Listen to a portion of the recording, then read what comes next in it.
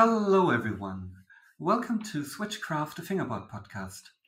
My name is Jana, and this time I have a guest who's been around for a very long time in the fingerboard scene. Say hello to Tobias Phieler. Hey there. Hey. I think if people remember you, because you haven't been too active in the last few years, I think. If people remember you, I think the thing you were most known for is Kassel Ost. I think so, yeah. I think so, yeah. Yeah, so... also, Kassel Ost hasn't been around for quite some time now. I think it's 6 years since we shut down the last location, and basically, yeah, since then, nothing really happened. For everyone who doesn't know, maybe you can explain what Kassel Ost was and who it was. We were a crew of, like, in the beginning, I think we were 6 fingerboarders. Ended up like 7, 8, 9 people. Basically, we were a crew of friends who were hanging out fingerboarding each day, every day, all day, every day. And yeah, it's basically that. We've been a crew like Aussie Berlin used to be also before the shop was there. And back in the days, mainly online crews, we were like a real life crew. Not only fingerboarding, but also later organizing events. We had one full-length video released in 2006 or 7 or so. Yeah. Basically basically a fingerboard crew. Yeah. And at least in my memory, you were like one of the first like big prominent crews. Like it could have been that other crews, like especially other online crews, have been around back then, but you were definitely like the first big in-person crew that I've known of. I think so, yeah. Might be, I don't know when Aussie Berlin really started in the really early days. I think around 2003, I think Timo told me, if I don't mix things up, but around that time. Should be around the same time. So yeah, there has been back then. There has already been like core Black River crew, but they also, as far as I remember, mainly met on events. And yeah, I think our biggest strength was that we really were super locally. That we were, like, as I said, 6 people in a village of, I don't know, 5,000 or something. It's not much more inhabitants than 5,000. So we were really locally. And yeah, I think that was the thing which made us, yeah, I don't know, the loudest possibly. I don't know. At least stand out. Standing out. Yeah, sure. Yeah, and back then I was always really jealous because I had no one to fingerboard with, like maybe 150 kilometers around the town I was living in, which was of a similar size than your one.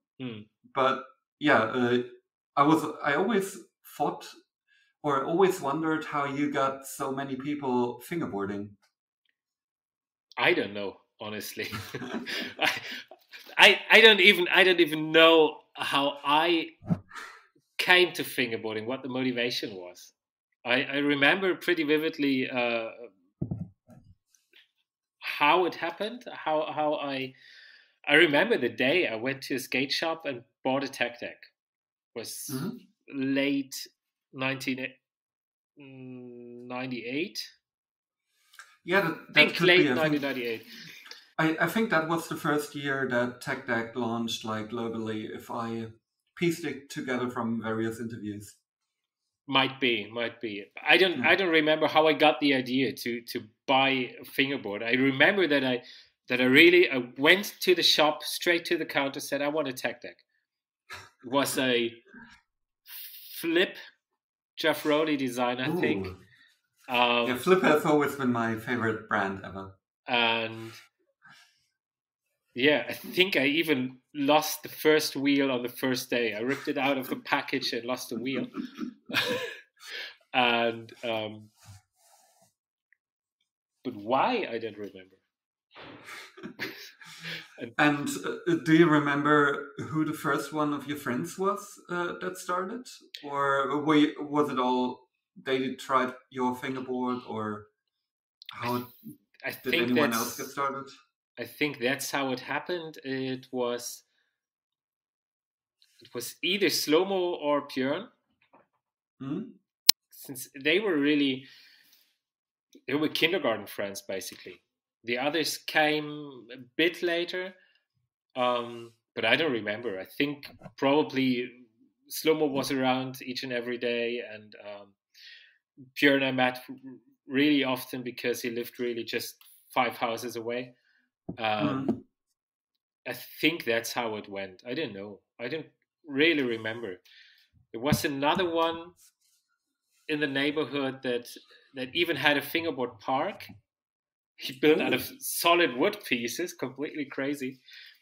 And he stopped one day and gave it to me. Don't even remember his name, I think. I don't know. Yeah, and so it was basically the three of us, right? Slow-Mo, Björn, and me, who, sometimes met for fingerboarding or met for other stuff, right? Were you also skateboarding before you were fingerboarding, or did you just thought, hey, I go to the skate shop? I started skateboarding after I got into fingerboarding, actually. I think, I don't know, when did Tony Hawk's Pro Skater come out? I think that might be a combination to that. The second one came out in, I think, 2001, because I had a real bad accident, like non-skateboarding related, in 2001. And skateboarding, fingerboarding, and reading Harry Potter were like the 3 things I could do for more than a year. So I think Tony Hawk 2 was was released in 2001, if I don't remember. Might be with the first Tony Hawk. I don't know. I remember playing that a lot with another friend who September 2000 was the second one. Okay, well, I don't know. Might be from this. I actually really don't remember. There was one time in a German in a TV show called Geld oder Liebe with Jürgen von der Lippe. There was a guy who claimed to be European champion in fingerboarding, and that was even before that. I once talked with Timo about that, Timo Lieben, and he said, "Yeah, I remember there was a guy from Berlin, and I once met him." But also this conversation with Timo is years ago, right? But he knew who I was talking about. That might be around that time. Maybe TKY remembers, because I know that TKY got officially crowned world champion in 99. And because there was like a weird contest thing. That was basically one of the first fingerboard contests in Germany. And they just said, this is the world championship now. Okay. So it could be a similar thing that... Yeah. Something like that. Maybe that's... I don't know. A lot of people like our age group also heard of fingerboarding through the Mickey Mouse magazine, because there was a fingerboard in there as one of the like... Okay. Well, I don't remember that. I remember Mickey Mouse magazine, but never in the combination with fingerboarding. Yeah. So I always thought that you guys knew each other from skating, and that's how you got others into fingerboarding. Because I always was like, no one was interested in fingerboarding like at all. Like I had people who I skated with. I had like one guy who was a BMX rider, and we went to the skate park like most days after school, and we were living like far away from each other. Like we both had to drive like 45 minutes to get to school. So, and we were opposite sides of the town. But yeah, every time we could, I would skate with him, and even he wasn't interested in fingerboarding. Like there was no one. No, that's. I think that's how the others came to it.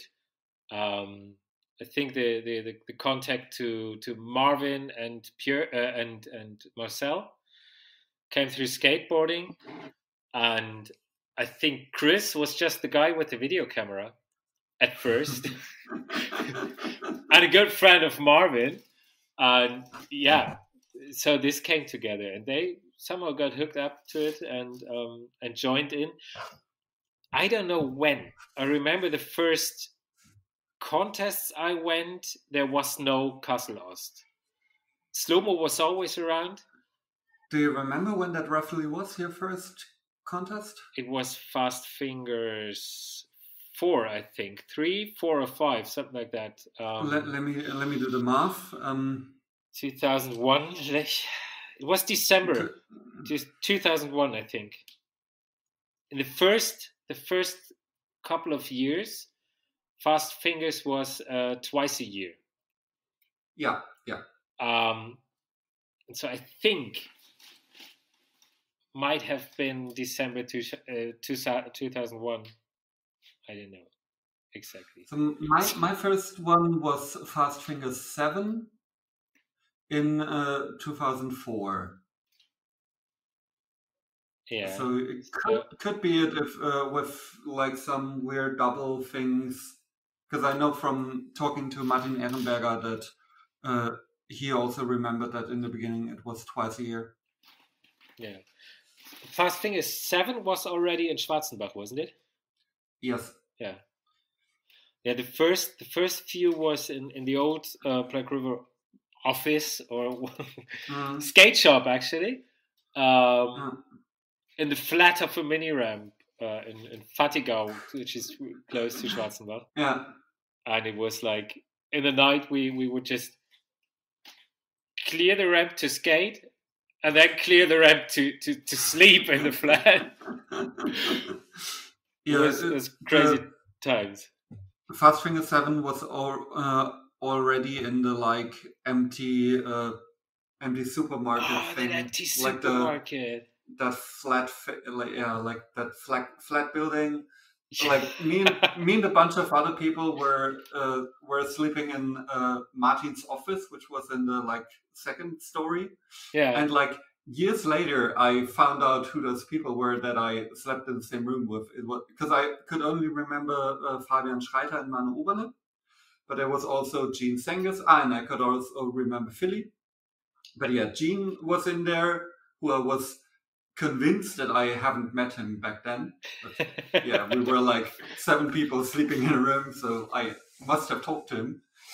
So yeah, there were more than one room upstairs, right? Because we were also sleeping upstairs. Yeah, there were a couple, and we slept in the room that was Martin's office. Like there was like his desk in there, and yeah. Yeah, we had an empty room, and I remember Slow-mo slept in a room front, pretty much in the front, and the room was way too small for his mattress, and it was just completely crazy. Yeah, I think I remember seeing something like that. Yeah, so I think so far what we've talked about is just reminiscing about old times. Yeah. But what I think we haven't quite yet conveyed how important and how influential Kassel Ost was back then. I remember buying my first Berlin wood deck with a graphic on there. I still have it to this day. And it was a Kassel Ost graphic.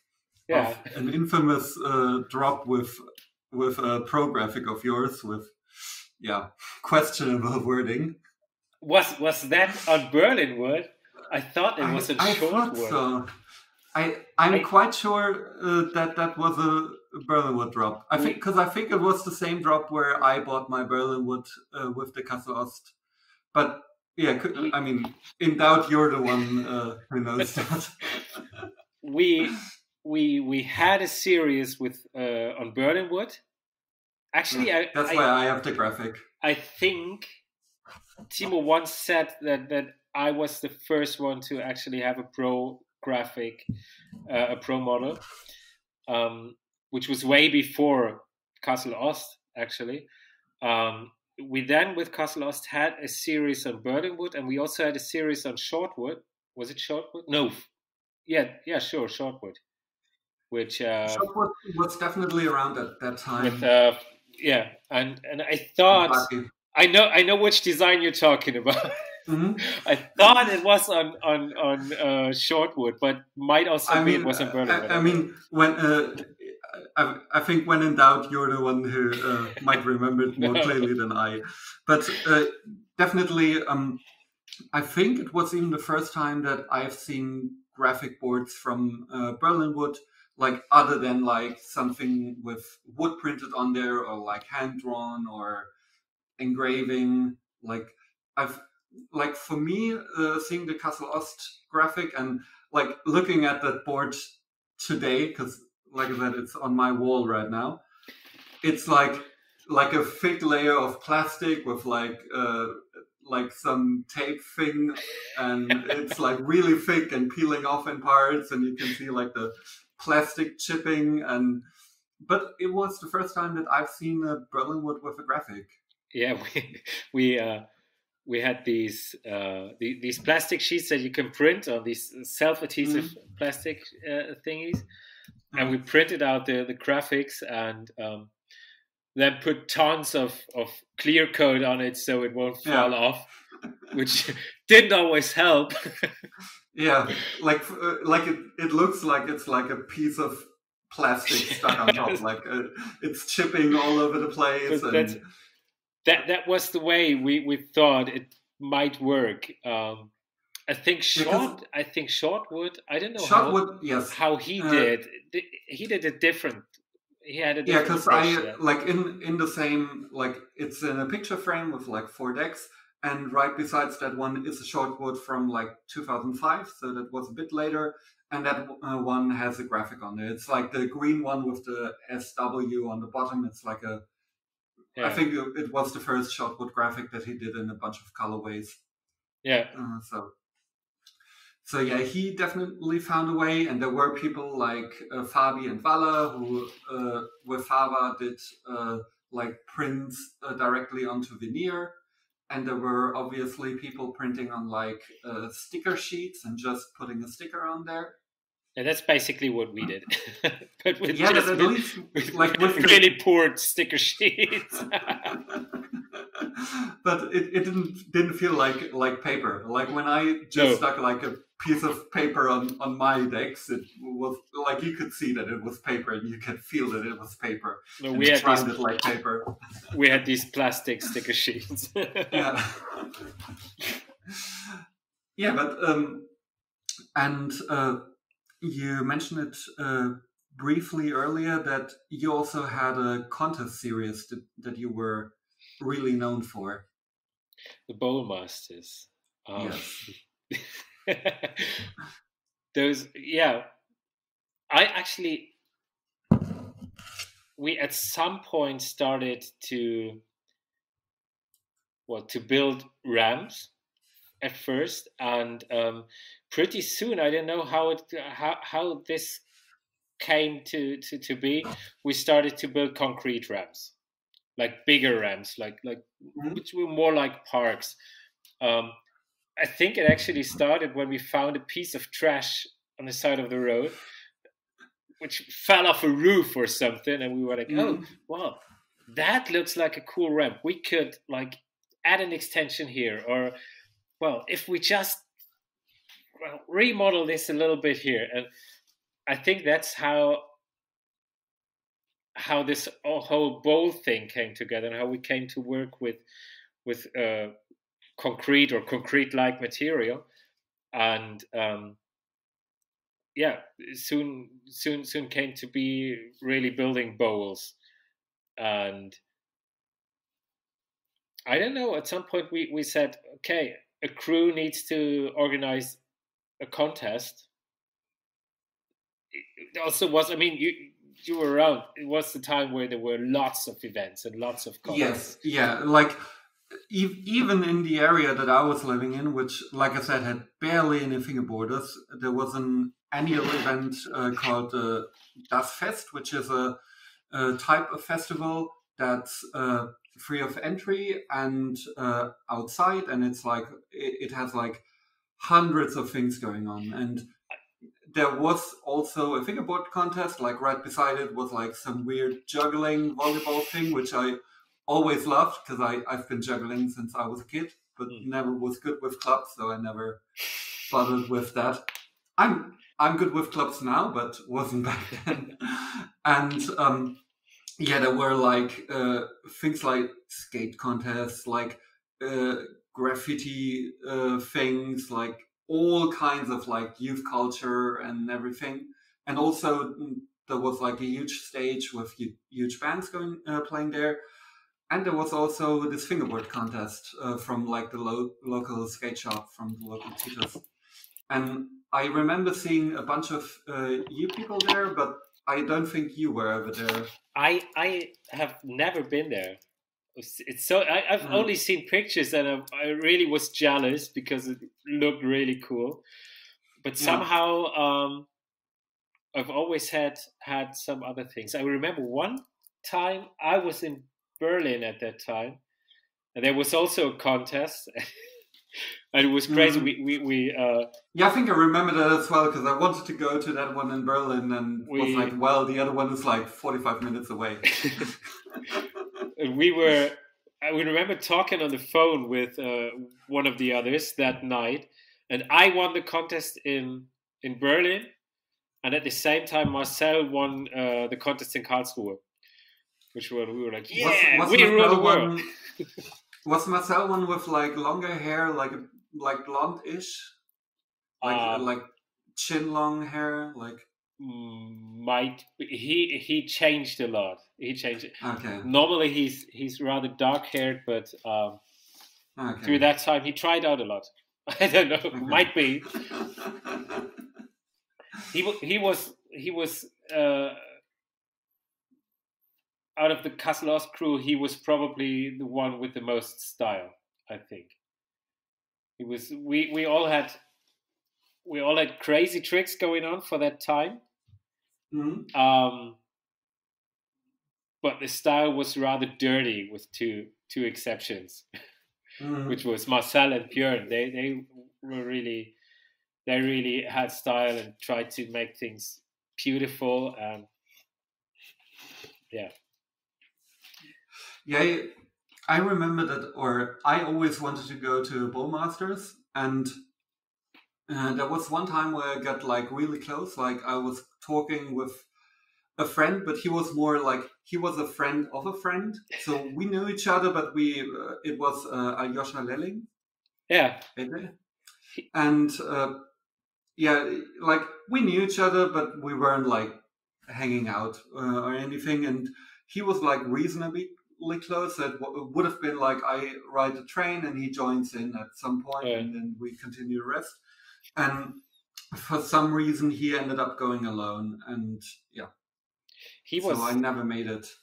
He was around quite often. Also, besides from the contest, also before the first contest, actually. Oh, there was a contest before the first Bowmasters. Like really, really early, we said, okay, we need to organize an event. We need to do a contest, and we went to the local skate park and set up like a how's it called when you put wallpaper on the wall?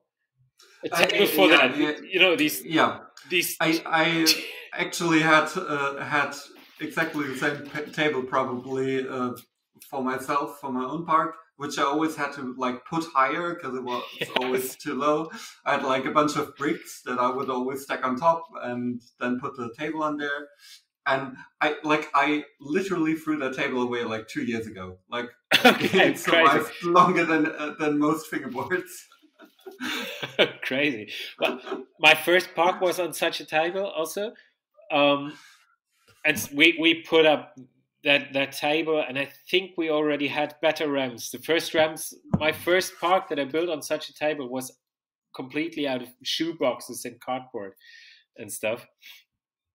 And yeah, so we put up a table like this, tent over it in case it rains, and I think there were 9 starters, and I mean, we were a crew of 6, you know. So actually, none of us won.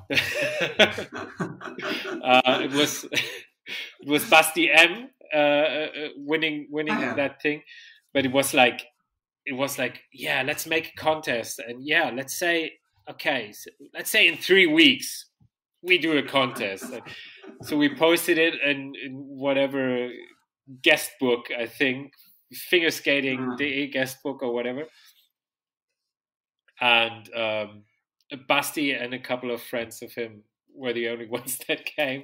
And we built a trophy out of Lego, and that was even before the first Bowl Masters. And after that, we got into this concrete building thing and found a location in the woods, which was an old greenhouse, I think. The roof was completely. There was no roof actually, so we put up plastic sheets over it, and yeah, basically found a place there to just to hang out for us, for our friends, for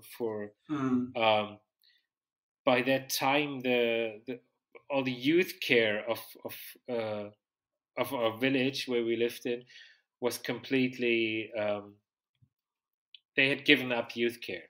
So we had like normally we had like the Jugendzentrum where you could go and hang out, and this thing got shut down.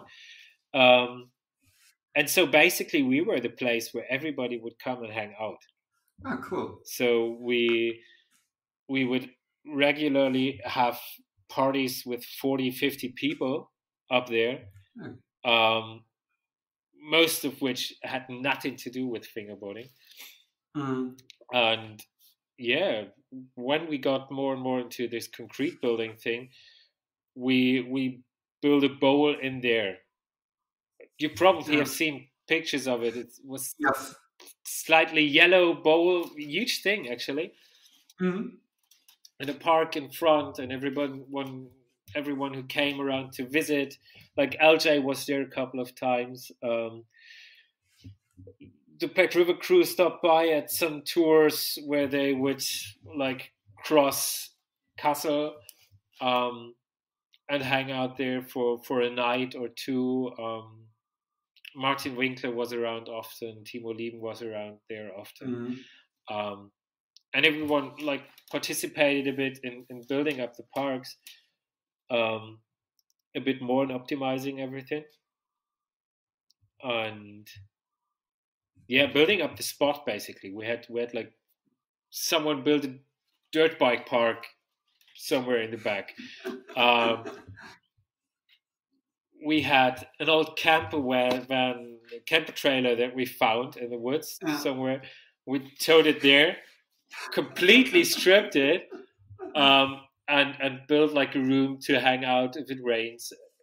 Right, we had an old like from fairs some beer wagon where you can serve beer. We put this thing up as a mobile bar, and cool. Winkler would have his bar in there and mix White Russians all night long. Yeah. And yeah, so at some point we decided that we do another contest on this, and we want to do it on the concrete parks. And that's how Bowmasters was born.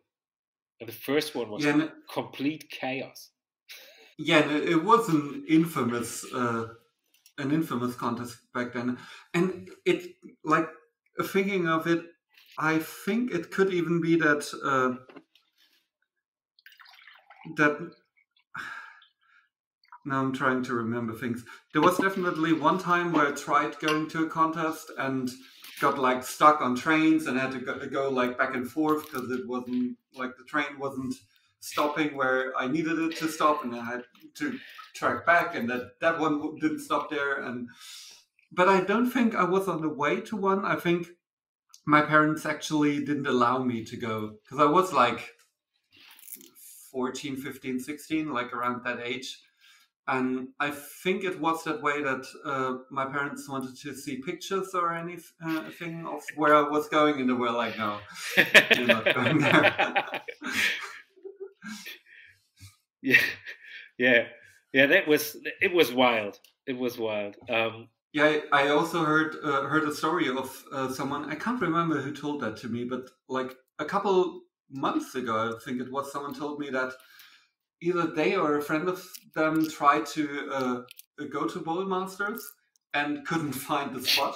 That happened to 80% of the people on the first Bowmasters. And they didn't have a way to reach you. And then randomly were into like in a supermarket buying something and overheard other people talking about it. And I think those were some of your people. And yeah, I think that's the way it got solved. I think it was Jan Fröhlich, but I'm not 100% sure. I think he was. Might be that he was around.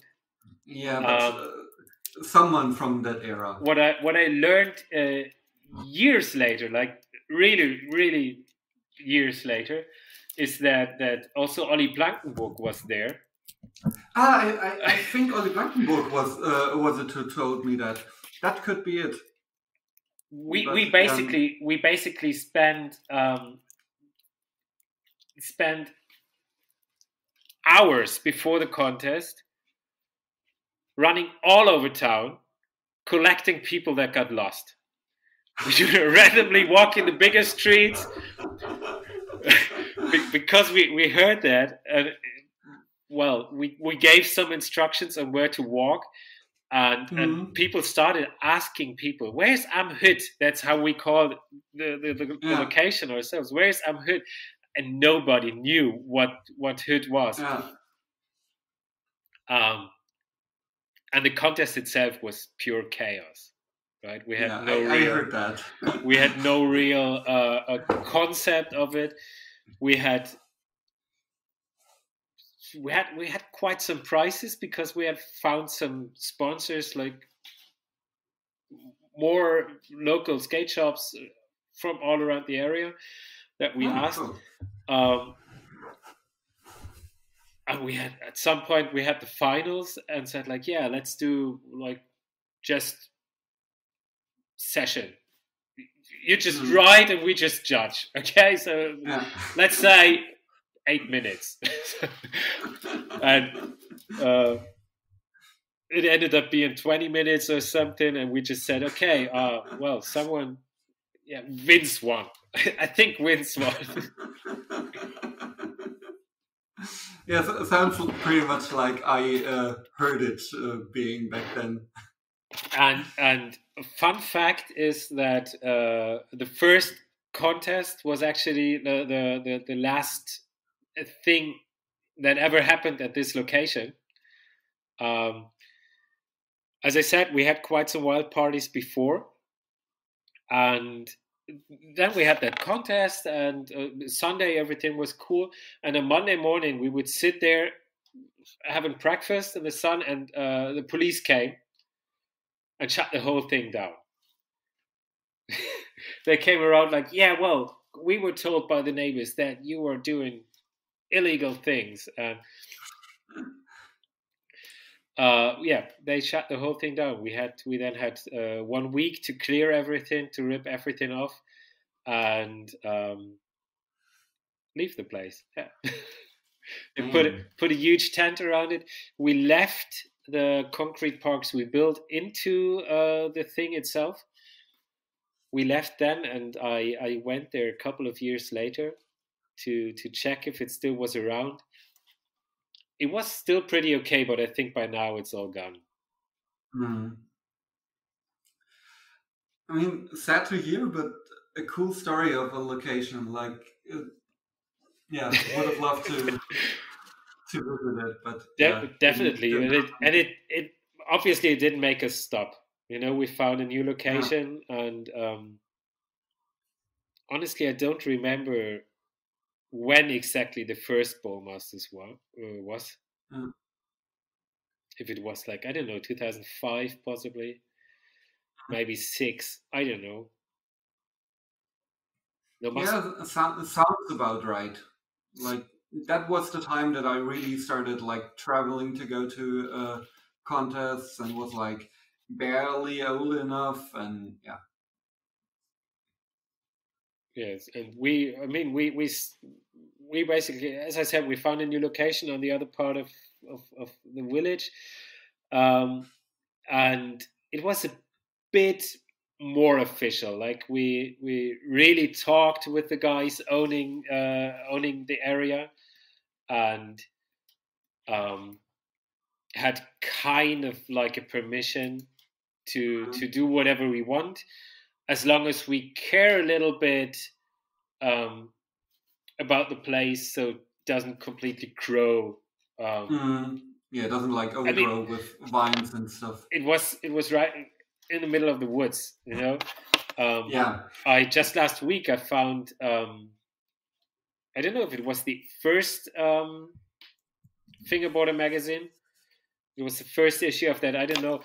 There was an article about the second Bowmasters contest, which probably was. I think I quit right before the Fingerboard magazine. Like I obviously know about it, but I wasn't around for the first issue. But I remember thinking about making one myself, because I come from like a agency and graphic design background, and my dad is a publisher, so I had like connections, and he was like, "Yeah, no, not worth it." Like, as I said, I found this magazine last week, and Hansen wrote in the article that he later tried to find the location and couldn't see nothing but treetops. That's what it was, right? Like right in the middle of the forest. And actually, my sister bought the house right next to it last year, 2 years ago. Cool. But well, as I said, we had to tear that location down to, I think, 2014 or something. But until then we had really good times there, building up everything, bit more sturdy, everything. Like we had a real, now let's not call it a real roof, but you had something over your head. We had something that wouldn't fall off as soon as a bit of wind blew. Built a little bar, and we really had a little house there with actually also with an oven in it that wouldn't poison us if we lit it up. We also had an oven in the first one, but we built it in ourselves, and it wasn't good. With like no ventilation and stuff, and well, we lit the fire, and within 15 minutes you couldn't see the other side of the room. And all that got better in the second location. And we built like things in the trees where you can sit in, and flattened everything so we can have a bigger event space and all of that. And then I think we had 3 more Bowmasters in that location. I think it was 4 in total. And the event grew bigger and bigger each and every time, right? With people, with Black River coming and bringing bowls and drums, and We had a Red Bull event on one of them, I think, a manual pad event thingy. Yeah, crazy time. Cool. Yeah. Yeah, I think I stopped like right before like the whole thing like really got going, because I quit in like 2007. So yeah. Yeah, that's got to be the time when I think the second Bowmasters was 2008, I think. Okay, so might be 8. Yeah, but I might be wrong. All these, I've so many really good memories from back then, from all those fingerboarding times. But I don't remember what happened. It's all like it's a time span of 10 years, maybe more. All of this happened, but I couldn't set it in any order that makes sense or is true or whatever. Yes, similar for me, and I like by now I pieced together most of it, because I like from talking to so many people from back in the day, was like, yeah, okay, I remember my first contest was in 2004, and this one was after that, and Fast Fingers was the same year, and there was like this Black River thing here, and this contest there, and oh yeah, and Fabi did something, and like Bavaria well went, and like I roughly know most of it, but even still, with all the preparation that I've done by this point, it's still sometimes hard to pinpoint. Because it was like 15 years ago plus. Yeah, sure. Yeah, it's also like that. We were kids back then. Sure. Sure, and well, I mean, we were a bit older, like, as I said, like the main. What year were you born? Because I think we're around the same age. I'm born 1985. And I'm 87. So yeah. So by the time it all was like really, really big, like 2003 was crazy. If I remember well, was the big German Championship series where you would have a contest every weekend. I think that was 2003. Yes, because 2004 the German Championship was one event, and that one was in Freiburg, and that was my first contest. Because I named the trick for that was called the 4 Mark flip. That's why I remember it was 04. And what's the 4 Mark flip? Tell me about that. I heard it. It was something I came up with. It was I did it on a like, I can't remember if it was already a big mini or just a big mama. It was definitely out of a mini ramp ish thing. So it was a front finger 1.5 impossible to like fake a truck stand, to like turn around, do like a 180 thing with your hand, and then do like a 1.5 front finger impossible back into the quarter pipe. Like an arm twister sort of thing. I think I even remember seeing this somewhere. Yeah, it like it was a thing I was known for, but even back then it was like today you would call it a meme trick. Like even I knew, like it was just like some funny thing that looked like interesting-ish, but yeah, it wasn't really. I think I've seen it, but I never heard the 4 Mark. Yeah, it sounds good. Yeah, it was like I don't think anyone other than me ever did that trick, and I'm not even sure if I told other people that I coined it that way, but that's why I remember that contest was in 04, because for anyone not from Germany, like in 2001, if I remember correctly, we got rid of the old currency, which was the D-Mark. And after that, we got the euro, which is the European currency. And if you would say you have like €1 in the old currency, would be 1 mark. So in 04, it would be the 4 Mark. And yeah, that's the explanation for any non-German people here. Yes, yeah, right. In 2004 it was in Freiburg, and in 2003 the finale was in Freiburg as well, I think. I think so, but there I couldn't go or wasn't allowed to, whatever. And there was like a total of, I don't know how many contests it was. It was quite a series of contests all over Germany, and I think actually only the first in Munich and the last in Freiburg were the ones that I didn't go back there. And somewhere in between this, Kassel Ost must have formed because I remember like the first one before. I know I'm missing a whole year in my I don't know, but before that, and also the first one there, which was in Frankfurt, I think, or the second one of the series. The first one that I went, we were just like the three of us, maybe also another friend to fill up the weekend ticket or something.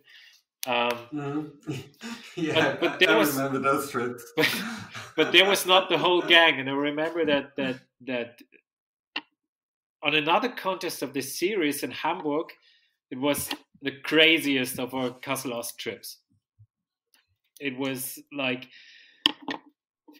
huge. We were, I think we traveled there with 16 people. So we had 3 weekend tickets plus one that always had to be hiding when some controlling guy came. So, I did something like that for a festival once for Wacken, which was like 16-hour train ride with like 15 people-ish, but never, or 16, but never for a fingerboard contest. Didn't know that many people that were fingerboarding like in real life back then. No, most of them weren't fingerboarding. They were okay. They just came along for a ride, or quite some people that came for skateboarding because the contest was held in the E-Punkt Skatehalle. Okay. And there were also like friends who just came for drinking. Yeah. Like it was a crazy thing, and we met on Friday night because we had to take the last tram that went to Kassel, or that went from Kassel to Helsa, to Kassel Ost. We had to take the last tram back, but it only went like half of the way, and then had to walk through the whole town to the train station to catch the first train at like 5 a.m. to drive to Hamburg, join the contest, and take like the last train that would go to Kassel back like at, I don't know, 8 or 9 p.m. to be back in Kassel at 2 a.m. just to have missed the last tram to Helsa, and then go into the club and party until the morning so we can go back home. So we basically, it was completely crazy experience. I think at this point we should maybe explain the name to anyone who isn't from Germany, because I think every German speaker from Germany can piece together why the name exists. But if we could roughly explain what it means and why it got made. Why we chose it, I don't remember. Kassel Ost is basically the highway exit if you want to go to Helsa, where we live. It's close to Kassel, which is pretty central in Germany. Pretty much the center, like the geographical center. Pretty much the center, and well, obviously it's a bit east of it. So the highway exit is called Kassel Ost, and yeah, that's where you would leave to drive into the woods if you travel there by car. Yeah, still drive past that highway exit every year. Yeah, because I make I have a bunch of weird hobbies, and one of them is live action roleplay. And the big event that I always go to is in Diemelstadt, which is close to Kassel. Yeah. And since I come from Berlin, we always come from the east, so I always see the Kassel Ost exit and always I'm reminded of those times. Like even when I just hear Kassel, like it's the first thing that comes to mind. Yeah. Yeah, so I think now is a great time to jump into a section that I would like to, or that I like to call rapid fire, even though it isn't anything but rapid. So the way this works is I will ask you a bunch of questions and we'll try to get through them like rather quickly. But if we spend a bit time on one of those or a few of these questions, I don't mind at all. So yeah, okay, that's pretty much the premise of it. So first question is, what's your favorite wheels? Winkler Big Daddies. I remember you being on the Winkler team back then, so yeah. That would have been one of my guesses. What's your favorite deck and shape?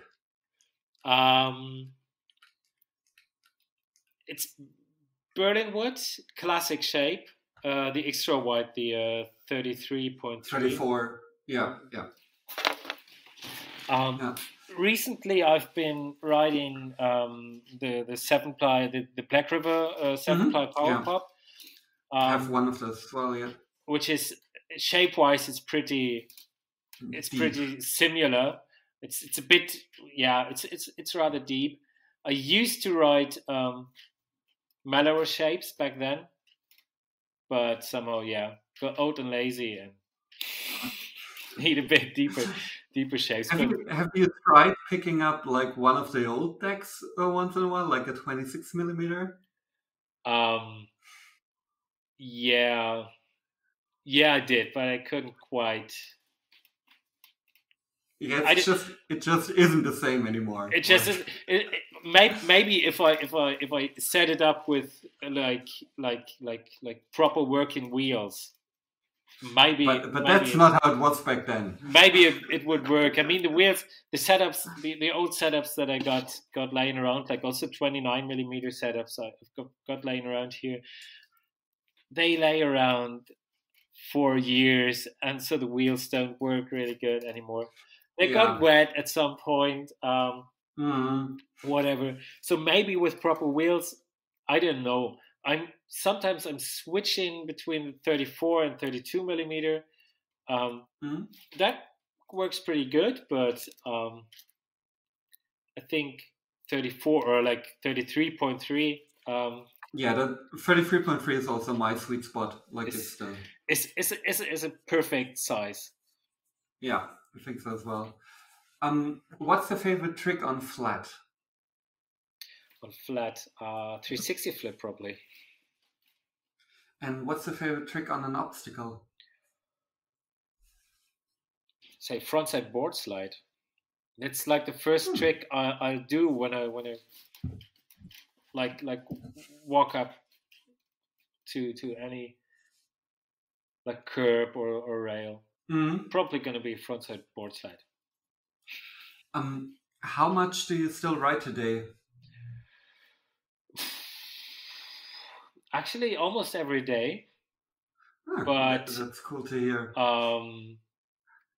Well, sometimes just for a minute or two. Like, I got a setup at home. I got a setup in the living room. I got a setup in the office, and if there's any time to kill or something stressing me, fingerboarding for me is pretty much also meditation. And so when there has been a lot going on, I would just pick it up, and I could also like just do frontside board slides for 5 minutes or 10 or whatever, right? When I'm like, especially during home office time where it doesn't bother anyone else, like when I'm thinking about a problem or thinking about something at work, like I catch myself doing nollie flips like without even looking or thinking about it, like exactly, like staring at my computer screen and just doing something with my hand, like, just like that, What's your favorite song right now? That's a tough one. And the running joke here is that I probably have never heard of it. That's, well, I couldn't.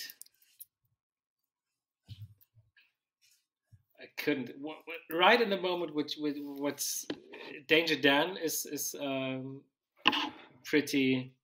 We listen to it pretty regularly. It's actually someone I know. Right now.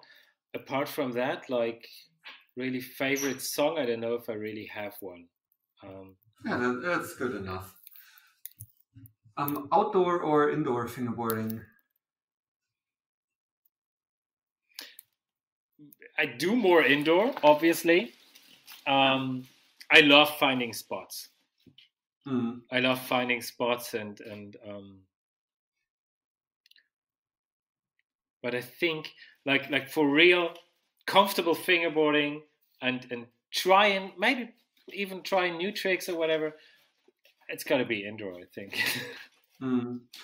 Yeah, like indoor is more for like figuring stuff out and like having a good time for yourself, and outdoor is like, for me it's always, I never go out alone searching for spots outside. It's always like meeting with like a few people and having a mission, going somewhere where we haven't been and see if we find something. Yeah.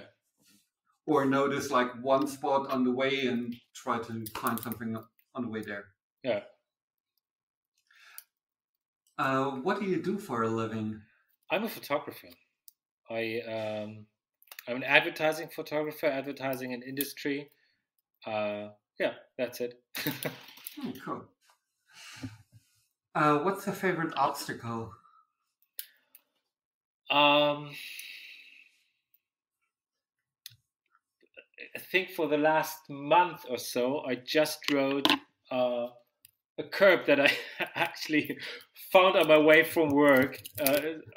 Like those are the best curbs. Someone threw out his entire bathroom, and I don't know. I think it was like supposed to be under the mirror or something.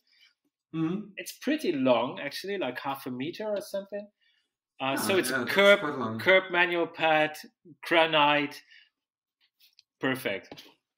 I mean, those are the best kind of obstacles, like something you just find. Found grabbed some pallets to put under to make it a bit more higher, or maybe a bit like,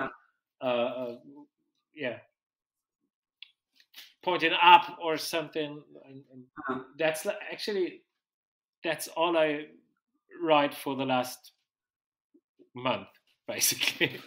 Yeah, I always have like a curb like on my desk, like in arm's reach. Like, it's perfect like desk obstacle. I sometimes I think like, oh yeah, a nice rail would be cool, but honestly, I don't have one. I don't. I also do have a rail. Like, it always switches between a rail and a curb. I mostly have the curb, but sometimes I have a rail. But it's like one of the high Black River ones, like not the low ones as they would be today. It's like a 10 centimeter high one. Yeah. the good old. Oh, and I what I absolutely love is my old Big Mini. But I actually don't know. I got this thing like for 15 years, I think, and probably 8 out of these 15 years, it was just hanging on the wall, and I was always too lazy to take it down. Since we moved into a new apartment a year ago and found a place for it, and since then I'm riding this again, and I really love it. Put lots of extensions on it together with Nick back in the days. Nick Hatzog? Yeah, exactly. I think that's also a name that people from our generation know, but I think people from today mostly haven't heard of him. Like, he stepped out pretty early, sadly. Yeah, I remember having a very long session with Martin Winkler until like at one of the fast fingers until like 2 a.m. or something like that, on the wood bowl that Nick Herzog built. That was a crazy night. I was there when he built it. We were I think it was the contest like after he built it. Like we it was rather new at that point. We were in when I wrote it in Woonsiedel at the summer party. Was that where the mini ramp, the outdoor mini ramp with the like wall extension was? Yeah, exactly. Yeah, exactly. I've never been there, but and all those pictures and all those stone fingerboard parks. Yes, I did get. No, I never got to ride those. Yeah, the big one, like the one out of one piece of stone. Yeah, exactly. This one. This, and he also built a bowl back then. I don't know where this thing is. And the guy who did these, he lives there in Woonsiedel with the mini ramp and stuff. And he always through these summer parties, and on one of these parties, Nick was there. Like, let's build a bowl out of. We ran around and tried to find something to build a park at. At first, I helped, but he just went all night with a chainsaw and stuff. Yeah, really crazy. Cool. And picked it with a hammer. I've seen pictures, but that's a super rad story. Because after seeing that, I also tried building one out of stone. Yeah. Like for a school project, because we had like a big art area, and someone helped me picking out like a stone that was much heavier than I could lift, and I chipped away, like literally chipped away at that thing for like more than half a year. And one night in winter, I came into school the next morning, and it was like a big crack running through the main thing, because water got in there and it froze, and cracked the whole thing. Yeah, but that was basically the inspiration for it. Seeing first the wood bowl and then the big stone thing. I can't remember if I actually wrote that stone thing. I don't think it was ever at one of the Fast Fingers, correct? I think it always was in Woonsiedel, except one time they moved it to the ISPO. Yeah, and that, as well as the German Championship that we talked about earlier, both of them are in in Pissing Fingers. If people want to check that out. In the first one, I think, right? Yeah, I think so. Or the second, I don't know. I think the championship one is in Pissing Fingers 1, and I think the one with the stone park is in Pissing Fingers 2. And I remember that Boris Dici does on the tech deck switch heel frontside no slide down the big stone thing. Yeah, that was crazy. And in like 2004-ish on a 26mm tech deck with skate grip, like that trick is tough today. Like, I haven't landed one yet. Switch heel, no, no way. Yeah. I'm glad that I can somehow learn to do switch heel flips. Like, same. Kind of. Nollie works a bit better. I haven't landed one into a grind yet. Like, I have landed like nollie heel frontside lip slide, but that's the only like into something that I landed. But like nollie heel 5-0 is like one of my dream tricks, or the nollie heel switch heel no slide, but that's impossible. I think the next question lines up quite well. Concrete, wood, or granite? Tough one as well. Granite grinds crazy. It's super good. I think apart from that, I prefer wood, actually. Okay. Yeah, I think it depends a lot of what wheels you're riding. Sure. And with like slippery wheels, like you're preferring winkless, wood is usually much more preferable for the slippier wheels. Yeah. So makes sense. It depends on how it's finished also. There's great, yes. There's great concrete things, and ones where you can like see the pores. And, like... and there's the stuff we built back then. And also, sure, with the wheels, you know, I've got somewhere I got a setup with the oak wheels. These are perfect on concrete, right? Yeah. Yeah. Do you have hobbies outside of fingerboarding? Well, I'm self-employed and I got 3 kids. Yeah, so, that's pretty much. Basically, I've learned to find joy in the things that must be done, and so I can do the laundry and enjoy it, or like clean the house and. Yeah, see you posting a bunch of like recipes and stuff on Instagram. Yeah, that was during the first lockdown. I enjoy cooking. I love cooking. I love doing these things.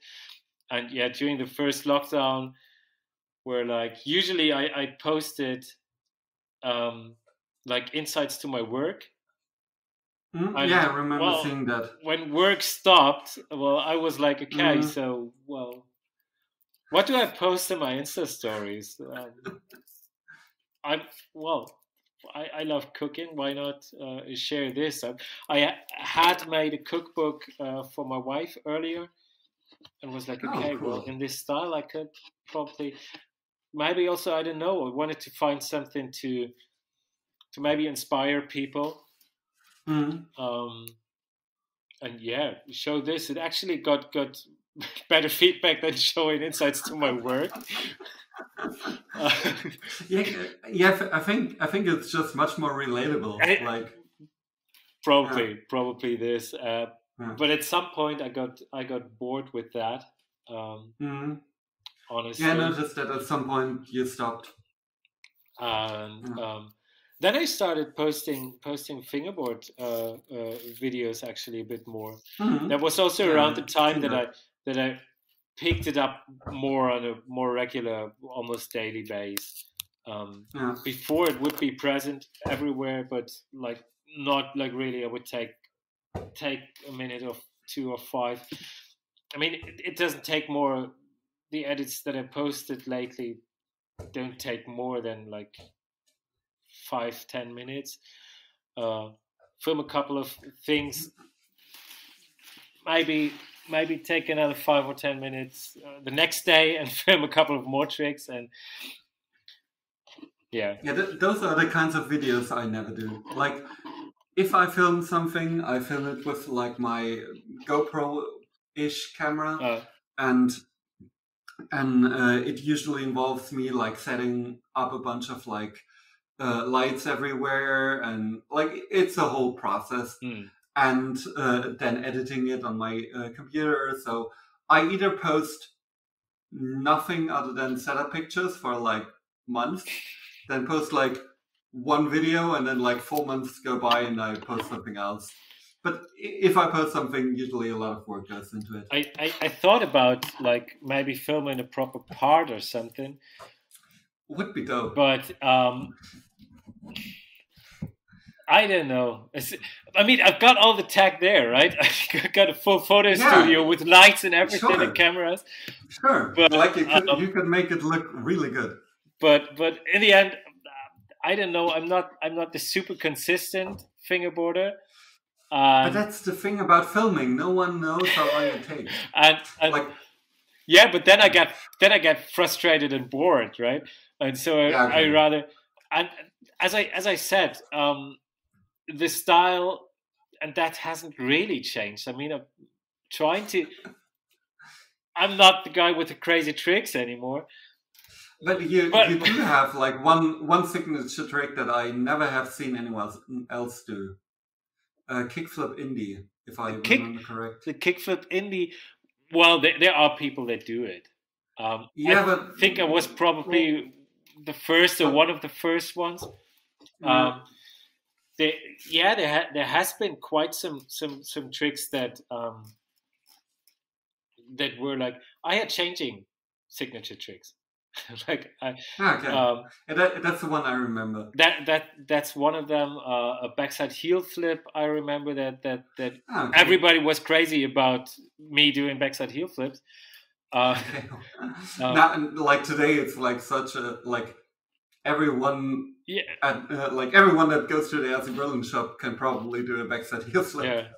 Yeah, but that was like 2000. Yeah, back then, five or something. I remember the first trailer, and that wasn't just me. Like that was the whole crew. The first trailer for the Kassel Ost video was, I think it was way back to 2004 or 5, and everybody would do crazy tricks. Like Marcel had like, it was this Black River fun box with the 2 handrails. You mean the curb cut too? Yeah, I think that was. It was my favorite obstacle back then because I loved doing rail flips. Yeah, and it was perfect for that. With the high round rails, really high, and you could because it launches you up so high, you can really like reach the rail like from the top. And it made it much easier to spin around. Sure. And I even built a ramp for a friend of mine who I actually can't even remember the name of. But yeah, I traded him like a whole stair set with London Gap that I built with grass and everything for one of the rails that he pulled off of his curb cut too. Crazy. And he did like a kickflip impossible, which was like the signature flip of Boris Dici. And he did this on this ramp. He did this to a nose grind. Which was that's a spicy one. Which was completely crazy. The other trick in that trailer was from Marvin Kim, who did on a quarter pipe or bank with rail on top or something. He did like the one you mentioned earlier. He did this frontside impossible with the crossfinger landing. Mm-hmm. Yeah. In a crossfinger plant, and flipped out of this to fake it into the bank completely. I don't know how this works. And I think in that trailer I had like a heel flip frontside no slide or something. So, but all like, as I said, the only one who really had style and made it look beautiful was Marcel and Björn. Mm-hmm. And that basically didn't change. So if the quality of the video is too good, you can see how ugly my tricks are. so I'd rather like film 10 minutes, 15 minutes with my phone, edit it in 10 and 15 minutes on my phone, and then post it in Insta story, and it's gone within a day. and I much rather spend like I filmed a video like half a year ago called Obsession, where it basically did one trick in every variation I could do on like one specific obstacle, like on 4 spots in my park. And the first one was a tray flip to like blunt slides, like tray flip frontside blunt slide, and I did a tray flip frontside no slide down a handrail. Crazy. It sounds it was much more painful than it sounds. I think people who haven't tried it look at it like, that's nothing special. But for me, it took like 3 sessions of filming it for more than half an hour. So the whole trick took probably between 1.5 and 2 hours. And because I'd much rather spend the time and have one trick that looks decent and then just go on. That's for me. That's where it's where the fun basically ends, right? I mean, sure. You're proud when you land the trick, but for me, fingerboarding is always about fun and like rather doing the things you can. And if I spend too much time on the trick, I don't know. Yeah, I mean, everyone is different in that. Everyone has different approaches to that, I guess. Yeah. Do you prefer nollie, switch, regular, or fakie? Regular. definitely. Simply because I can't. I'm not very good at switch and nollie. When I'm just like riding the big mini or riding a bowl, if I get to ride one, then I really love like cruising switch, like slashing, doing switch feebles, switch tail slides. I think that's the only time where I don't enjoy switch. That's like in a bowl, like I'm much rather like I pretty much only do regular and fakey stuff because I really like doing like a fakey big spin to like a rock and roll or like those kinds of tricks, but not like switch slashes or. I change a lot, but I really enjoy riding switch. But on flat, well, as I said, it's about the fun, and switch just frustrates me so hard because I can't really ride switch. I think a lot of people can relate, and I think you being around in the game for so long, like because some people pick up switch very fast and some just never really get used to it. So no worries. Like some of the great ones even struggle with it. Like TKY still hates switch, and yeah. Do you have a favorite fingerboard video? I don't know. I think we were quarantined for 2 weeks lately. There, I watched a lot of. Basically, I watched all the Pissing Fingers. I rewatch them on a regular basis, like every once a year. Like I have crazy memories, but maybe they're exaggerated. For the old, was it called Fingers of Fury? Which was like I don't know, was it 1999 or something? Or 2000. I remember seeing that. I remember seeing that, and it was before I got properly into the scene. And apart from that, but I haven't rewatched it in years. And apart from that, there's one or two like shorter YouTube parts that I really, really, really liked. But I don't remember which one it was. Do you know if the Kassel Ost video is on YouTube? Unfortunately, it isn't completely. There are several parts are on YouTube. Okay. But also not every part, and all the trailers are also gone. Then. I think I still got the DVD somewhere. But on YouTube, well, there's just several certain parts. Yeah, I'm not sure if I had the DVD. I could swear that when I bought my Kassel Ost Berlinwood, that I also bought the DVD, but I can't remember having it somewhere. I can only remember thinking about buying it, and I think I did, but that's pretty much all I remember.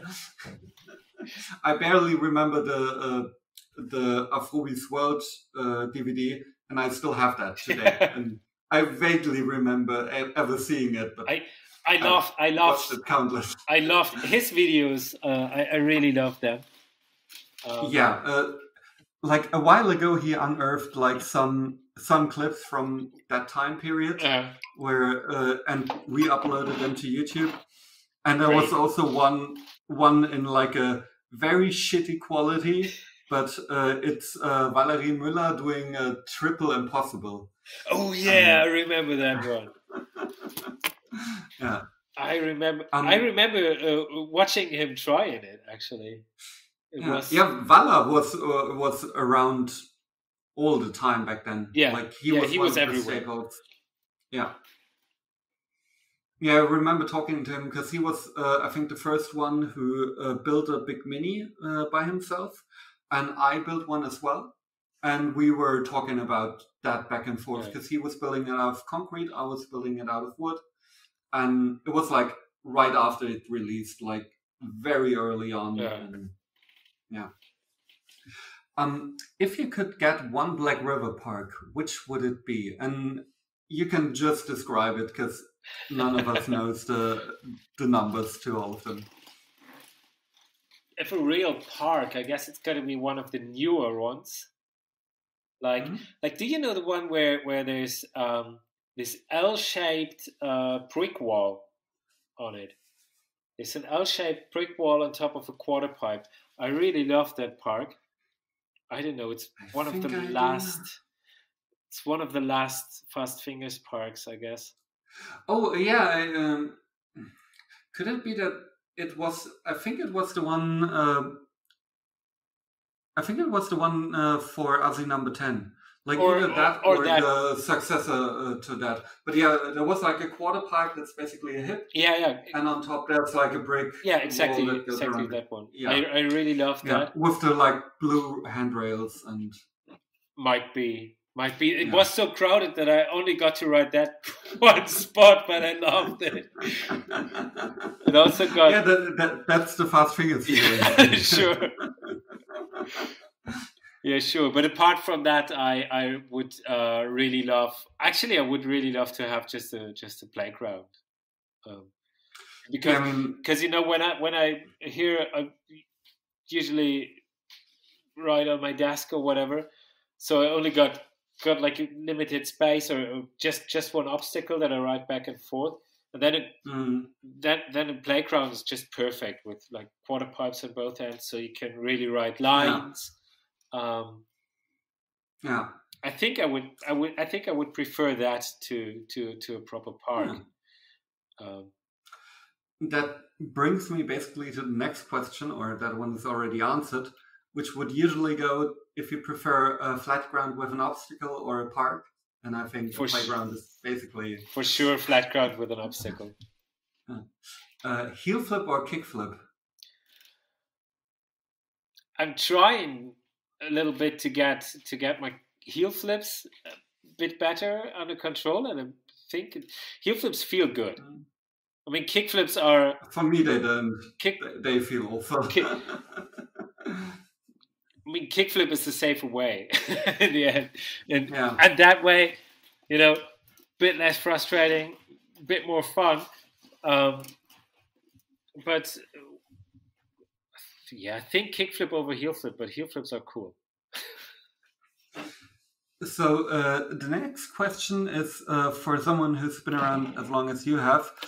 Like, I think there's only 3 ways for you to answer. Either it's impossible to answer, or you answer with a bunch of things, or it's the obvious answer. So who's your favorite fingerboarder? Well, that's hard. Yeah, I know. That's hard. But I think there's so many names. But I think... you can mention a few if you want. Nick and Jay stand out with their style. They were like the style. They were like the style. Like Nick Herzog was basically the first one who I saw riding that had like a distinctive style and focused much more on it looking good rather than us who were doing like impossible stuff and doing like weird, sure. or like kickflips onto like the big thing in the old G3 park, which was like 30 centimeters high. We would do like kickflip from flat into the nose grind, or like Yeah, I think Nick and Jay like, are fingers. Yeah, those are good picks. What was your first event? It was Fast Fingers, as I said. I think 4. Yeah. I think it was the 4, but I don't. And then it started then it started to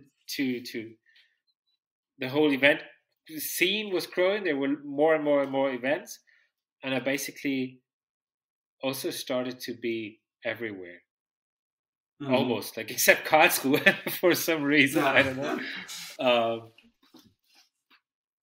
Yeah, I think those like 2 years that you're older than me make like a huge difference, because like I only got to go to the contests that I really wanted to go once I got my car, which I only got at 19, so quite late for living in like a village in Germany, right? Because sure. There you need a car as soon as you can. Definitely. But yeah, I think those 2 years are like the reason why you got to go on so many events back then, and why I was like still trying to get my parents to permit me to go onto a train for like 2 days and get home whenever. My parents were pretty cool about that also, but I mean, by the time that I think you going with friends probably helped also. Like I would always travel alone. Might be.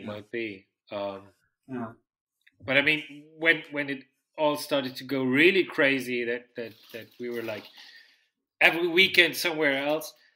By that time, I was like 18, and like, well, they would just ask, well, wait, where are you going? Weren't you there last week? No, I was just also fingerboarding last week. But they were quite cool about this, right? They were like, yeah okay, go there, do it, have fun. Yeah, I think there are worse things to do as a kid. Sure. I mean, I'm also lucky they don't know what happened there. Some events went down. Yeah. I will break the next question up into 2 questions for you. So the first one will be, what's your favorite food to eat? Well, that's hard because I love food.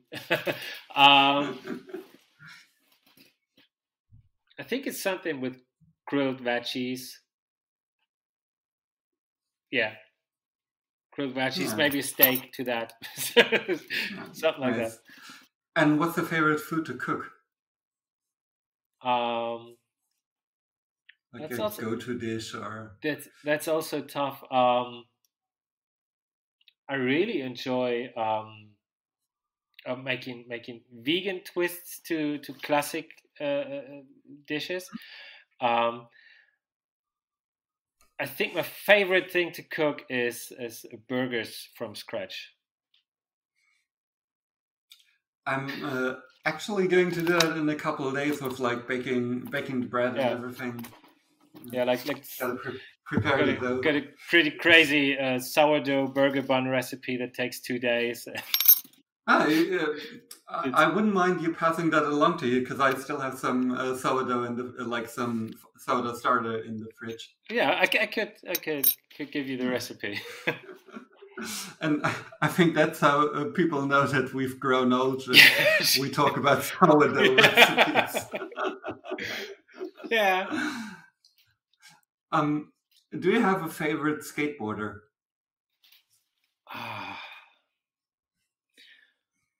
I remember there was that back in the days. I was pretty crazy about Jason Dill. I remember that name, but don't remember who he wrote for. Who did he write for? Alien Workshop, I think. I don't know. Mm-hmm. He had a really good part with a really good song also. Yeah, that's how I discovered a lot of music back then. Sure, that's still my favorite playlist. Is packed with tracks from skate videos. and Tony Hawk Pro Skater 2, like still the best soundtrack in video game history. Definitely. Definitely. Jason Dill, and well, there's so many good skateboarders. There's so many, but he was. I remember that he also influenced. He did a lot of stuff with no comply and reverts and stuff. I don't remember the other guys. There was another one that also I really enjoyed. Brant Ashley. Now I know it. Brant Ashley. He wrote for. That was quite a bit later. I think he wrote for Element, and he had a very flowy style of writing bowls. Mm-hmm. Yeah, makes sense. Yeah, Yeah, I always loved Atosadi back then. Oh yeah, he was just a like brutal, like throwing yourself down something style. But yeah. Do you prefer loose, tight, or medium trucks? I would say medium, but every time everyone says medium. Every time I compare with others, I think the right answer will probably be way harder.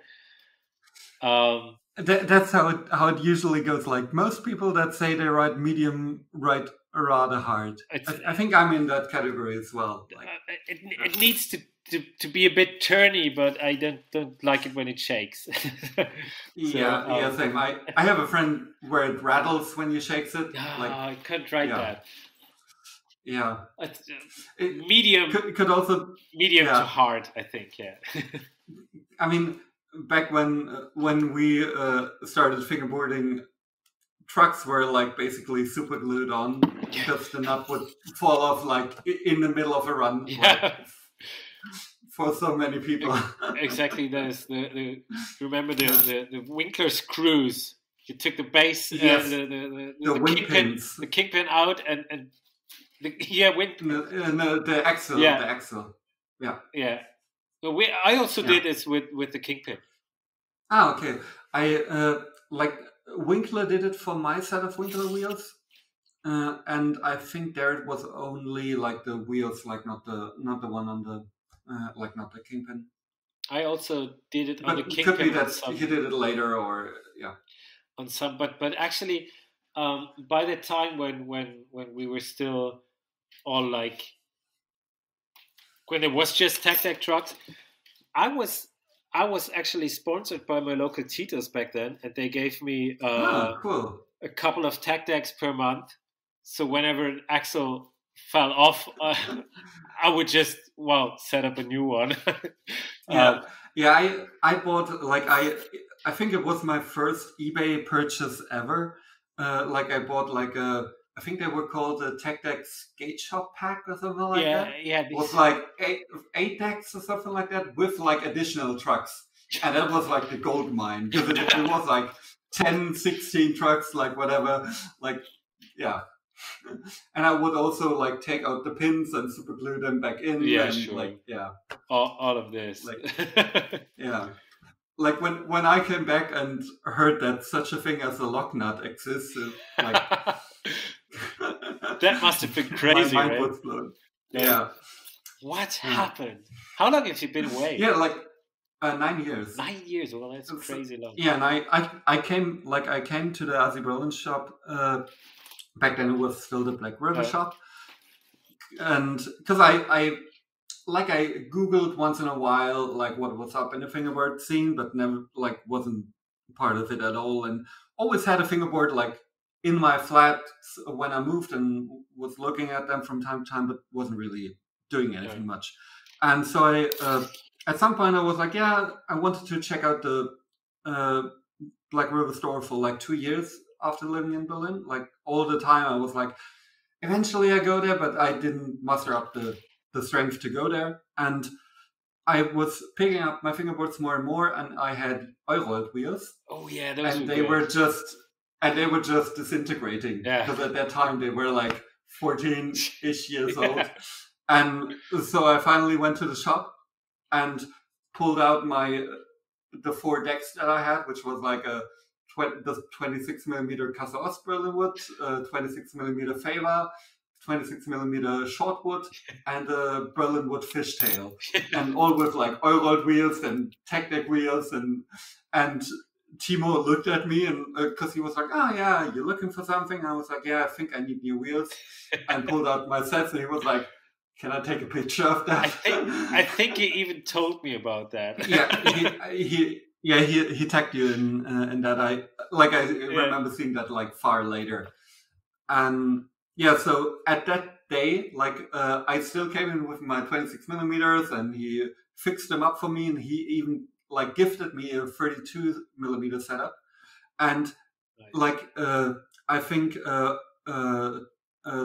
Uncle Urban was in that shop setting up a 34 millimeter deck, and like I couldn't believe, like, it looked so weird because I basically switched all the 29 millimeter face and was still with my very skinny toothpicks next to the 34 millimeter setup.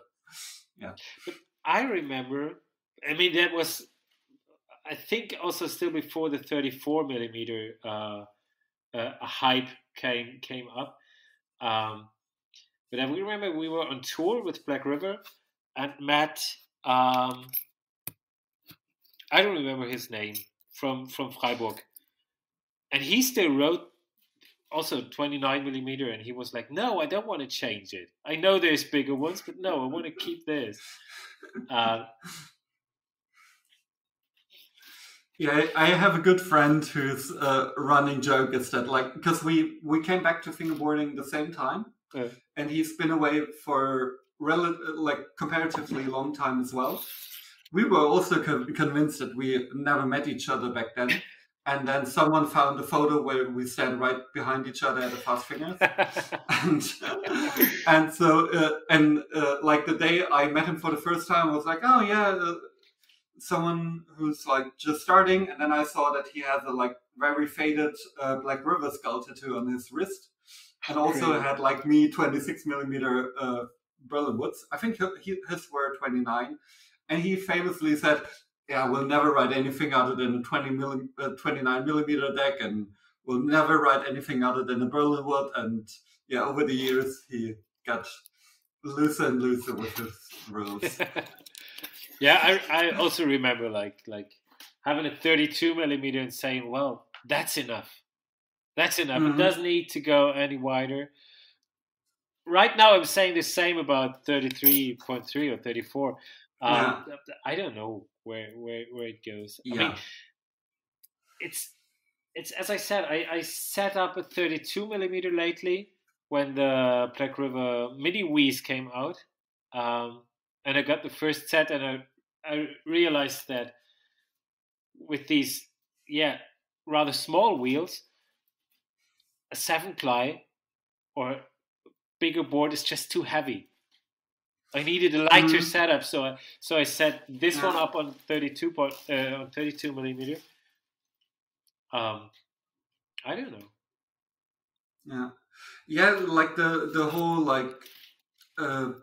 Tuning up a board with like the exact components is something I spend a lot of time with. Like I can't even count all my setups. I think I'm around 12, and I'm all about like I have like 5 or 6 of the same deck, same shape, same mold, with like different trucks, like with dynamics, with vortex base plates, with Black River trucks, with regular Black River trucks, with Joycult XLs, with flat face wheels, like everything in between. 12, and they're all ready to go. All those 12 sitters. Yeah, crazy. Yeah, I could literally go into like 3 different rooms and pick them up. Crazy. Or two different rooms. Yeah. What was your last personal NBD? So the last trick you did, you never done before, or the last trick you were really stoked on? That's actually not that super long ago. I learned frontside pop shove with late flips. It sounds way more complicated than it is. I actually had the idea to do like shove it late flips already like years ago, and I think I even landed one at some point. And well, I mean, a regular like a backside shove late flip I can understand, but frontside shove late flip just it all works the same actually. You just need to figure out the way the point where you catch it, and instead of catching it, you flip it with the next finger, and that works with quite some tricks. With pop shove, with frontside pop shove, that was crazy. Thinking about probably turning it even more and going into frontside big spin late flip. But it also works with like 360 flips. These are super hectic, but it works. Okay. Yeah, but I think that was the last out of my league. That was the last one that really really stoked me. Cool. What would be your most hated trick in a game of skate? Switch frontside flip, I guess. And 360 shove. It's like I'm pretty. I think I'm pretty good. I love both of those tricks. I think I'm pretty good at pop shove it and frontside pop shove it. But that proves my theory, because I'm of the firm belief that people who are really good at pop shove it suck at 360 pop shove it, and vice versa. Because so far I haven't met someone who can do really good pop shove it and really good 360 pop shove it. Yeah. Because I'm really good at 360 pop shove it, and like, for example, 360 pop shove it nose grind is like one of my go-to tricks. Like I can do that almost blind, and pop shove it nose grind is like almost impossible. Like pop shove it nose grind is a trick that I maybe landed twice. Okay, crazy. Well, that's actually, like, as I said earlier, when I walk up to my table and pick up my board, I do a frontside board slide first, and I think the next one would be a pop shove it nose grind. Yeah, that trick is impossible. 360 shove it, no way. But yeah, I think we feel the same way about the other trick. Your theory, well, might be true, like, because I also know people that can do crazy good 360 shove it. Because my reasoning behind that theory is that like most people who are good at 360 pop shove it do them the way I do it, and also like Tom like from the UK does them with like the index finger basically pointing down and the board touching the index finger at the whole time and rotating around the fingertip. And most people who do really good pop shove it do them like just in the air without anything touching the board at any point, and just like popping and then catching it again. And that doesn't work that well for 360 pop shove it. I've seen people do it that way, but they are much less consistent at it. Yeah, sure, you lose control. Yeah, sure. Exactly. And you can't do that way of 360 pop shove it for pop shove it, because it usually, like, my finger is usually right where the truck holes are, and that means that the board is just facing the wrong way halfway through. Like I need to stop the trick and then move my hand forward to basically jump over the tail. So that's why I think most people who are either really comfortable at pop shove it or really comfortable at 360 pop shove it, but rarely anything in between, since it's a like conflicting technique. Sounds completely reasonable, but it's like, it's also like the people I know that are good at 360 shove it can't do normal pop shove it. Yeah. Like I can do them on flat in game of skate, but never into anything like into any grind. Okay. Like, plastic or urethane wheels? Depends for what surface. But like, as I said, my go-to, actually on the 3 setups that I ride at the moment, it's all Winkler wheels or Black River. But like I somewhere got like a setup for outdoor spots. Yeah. There it's rather soft, but like for the really rough spots. Yeah. What's your favorite beverage? Water, I think. It's close. That's really close. Either water or coffee. These two. That's actually both are very good beverages. It's also basically all I drink. Cats or dogs? Rather dogs, I think. I never, Do you have? I never, or not never, but for a really, really long time, don't have a pet. But I think rather a dog. Do you have any sponsors? Yeah, I think so. I mean, I would rather call it friends, but yeah. I mean, as you said, I used to be on the Winkler Wheels racing team. I'm basically down with Timo Lieben since Berlinwood really got to life. I'm pretty close with Black River since 2000 and I don't know 2, 3. I think the only ones that really at some point said, "Well, welcome to the team," and made a post about it was Black River, and I I knew that I was on the team through this post on the internet saying "Welcome to the team, new pro." But it's rather friends actually. Yeah. Do you have any dream sponsors? I'm happy the way it is. I'm super happy. Yeah. I mean, I didn't. Yeah. Yeah, I think those are basically the companies. Like, yeah. Super happy with that. I also like. I stopped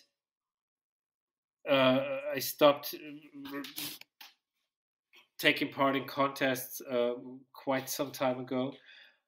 I think at the last Fast Fingers, Manu Oberle just signed me in.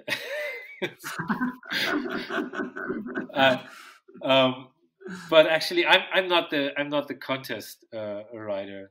I still always get shaky. Yeah, me too. Still always get shaky when, as soon as a camera points towards me that I don't have in my own hands, and it's rather for myself. And there's nothing. There's nothing that nothing to prove. Nothing to prove, and also like nothing to really. I mean, if I only do kickflips and board slides for forever, I'd be fine. Yeah. I'd be fine with that. And as long as I got a fingerboard that I can do this on, I'm happy. And well, as I said, I'm pretty happy with this combination. Yeah. And to be part of that. What's your favorite Instagram follow? So the account you like seeing new content of the most, or new posts, or Fingerboard? Could be whatever. Fingerboard? No, not Fingerboard related. Could be whatever you want. Could be a Fingerboard account. Could not be. There's an artist that I really love seeing. How's it called? He does some digital art and very very social media. Pablo Rocha. Mm-hmm. I think it's Pablo Rocha. Look him up. It's hilarious. Pablo Rocha. And there's another one, a photographer who basically just posts pictures of bad weather.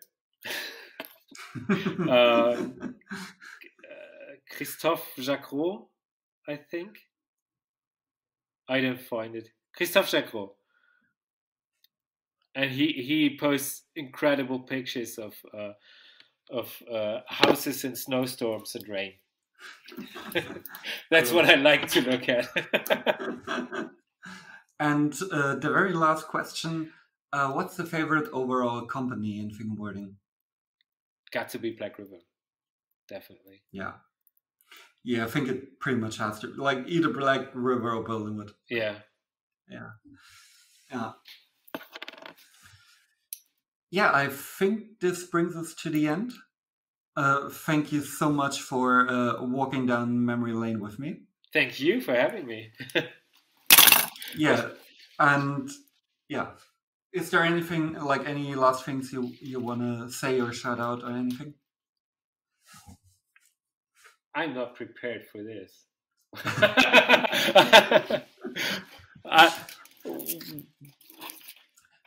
Maybe you can say your Instagram account so people can find you. Oh yeah, that's a bit tricky to find. It's Lichtzelt, like the German word for light and the German word for tent, as one word. That's my company name basically. I thought about changing it to a separate Fingerboard account, but thought like no. I mean, if you look at it, I don't post finished work as a photographer. I always just post like insights to my life working as a photographer and to my life in general, basically. Especially for the last year, but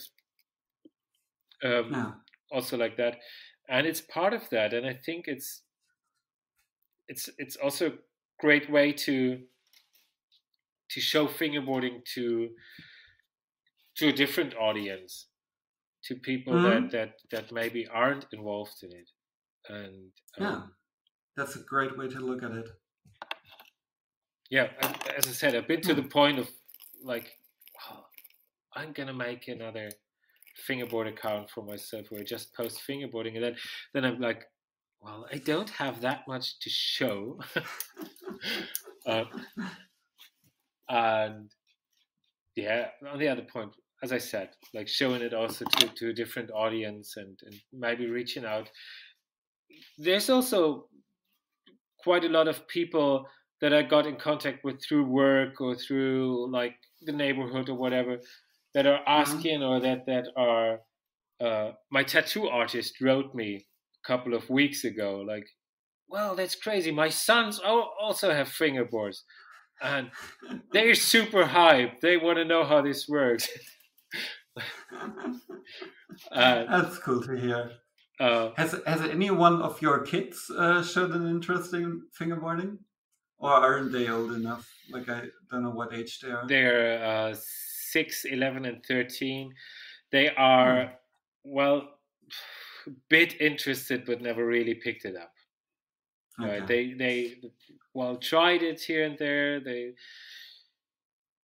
at some point, every one of my kids had an own setup. I don't think they all still exist. I don't know. My wife actually learned a couple of things years ago. Cool. Not super much, but a little bit of it. And there's actually, Crack River posted a video of me somewhere last year riding a big like fountain with water everywhere. Really great spot in Bautzen.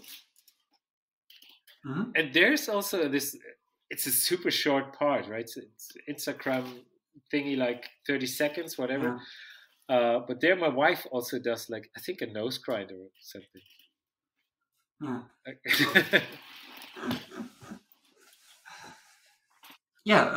But I think this is where we'll end it right now.